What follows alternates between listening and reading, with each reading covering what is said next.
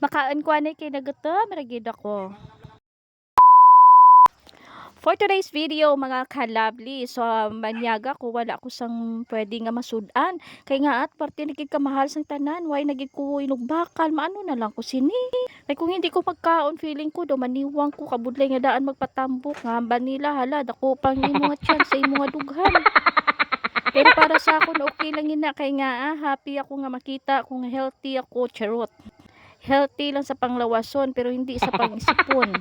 So nagluto ko sa miswa nga may gamay nga baboy kagamay lang nga mga ricados dira nga ako ginbutang so gingisa-gisa ko anay tanan nga mga baboy para mag-crispy siya kagin sabawan. So instant lang kita na nga kanigin umbra kay man nagutom ra gyud ako. So amo lang di ang pinakamadali kag pinakamatawhay nga way nga lutuon para makapanyaga dayon. So ara instant na luto ko na tanan nalipatan ko mag-video. Amo di nga daw waay gid kita na sa isip ko kay na mag-video nga tapos ko parigos kay ginaisip ko lang kita na magkaan. So instant tapos ng tanan nakaluto na ako tapos ara nakaplastar na ako sa dalong paho kay makaon na ang balyen nga chabachichi. Wala gid ako tiban nga dapli amo lang gid ang akan nga gindapli sa bilog nga adlaw char. At miswa gid batagan ko ti gamay lang nga baboy kag may mulo balls nga gamay lang man isa ka putos pero pira kami kabilog makaon.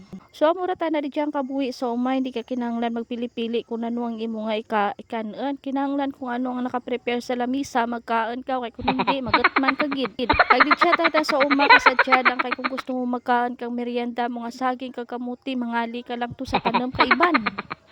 Pero siguraduhon mo lang away may makakita kanimo kay pagkaaga sigurado sa barangay kapitan kamo makita ay char.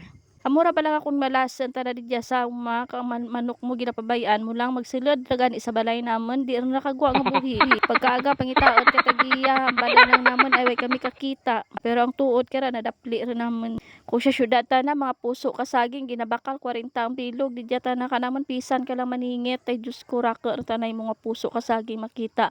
Kag kung swertihan ka may saging ka pangaluto nga matuba.